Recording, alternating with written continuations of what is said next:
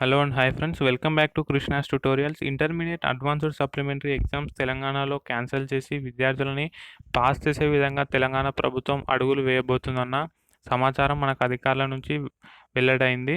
Telangana state board of intermediate education అధికారులు మనకు ఈ విధంగా చెప్తున్నారు. మొత్తం మనకు ఇంటర్మీడియట్ అడ్వాన్స్డ్ సప్లిమెంటరీకి సంబంధించినటువంటి 3 ఆప్షన్స్ ఉన్నాయి.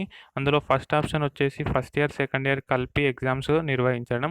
సెకండ్ ఆప్షన్ వచ్చేసి ఓన్లీ సెకండ్ ఇయర్కి మాత్రమే ఎగ్జామ్స్ నిర్వహించడం. మూడవ ఆప్షన్ వచ్చేసి అందరినీ పాస్ చేసేయడం, గ్రేస్ మార్క్స్ యాడ్ చేయడం జరుగుతుంది. ఒకవేళ మూడో ఆప్షన్ ఎంచుకున్నట్లయితే ప్రభుత్వం మూడో ఆప్షన్ కనుక ఎంచుకున్నట్లయితే అందరికీ గ్రేస్ మార్క్స్ యాడ్ చేసి పాస్ చేయడం జరుగుతుంది. గ్రేస్ మార్క్స్ అంటే పాస్ కాని విద్యార్థులు ఎవరైతే ఉంటారో వాళ్ళందరికీ పాస్ కావడానికి ఎన్ని మార్క్స్ అవసరం పడతాయో ఆ మార్క్స్ యాడ్ చేయడం జరుగుతుంది.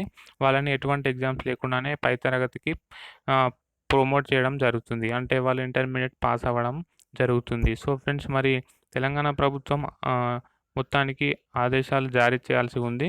Telangana state board of intermediate education నుంచి మనకి ఈ సమాచారం అయితే వచ్చింది. సో మొత్తం డీటెయిల్స్ గురించి మాట్లాడుకున్నట్లయితే అంతకంటే ముందు చూసినట్లయితే విద్యార్థులు అటు వారి తల్లిదండ్రులు, మరి అదేవిధంగా non government organisations, scholars, professors అందరూ కూడా ఎగ్జామ్స్ క్యాన్సిల్ చేసి విద్యార్థులని ప్రమోట్ చేయాలని అంటున్నారు. సో ఫ్రెండ్స్, మొత్తం ఫెయిల్ అయినటువంటి విద్యార్థులు వచ్చేసి 2,81,684 మంది. అందులో సెకండ్ ఇయర్ స్టూడెంట్స్ 1,37,789. అందులో ఫస్ట్ ఇయర్ స్టూడెంట్స్ 1,67,895.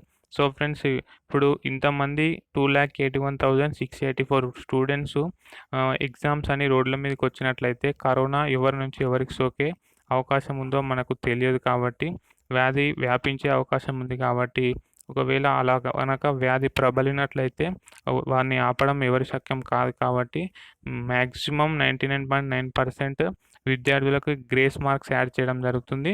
వాళ్ళకు ఎటువంటి అడ్వాన్స్డ్ సప్లిమెంటరీ ఎగ్జామ్స్ లేకుండానే ప్రమోట్ చేయడం జరుగుతుంది. సో ఫ్రెండ్స్, మరి మీ అభిప్రాయం ఏంటో కింద కామెంట్ చేయండి.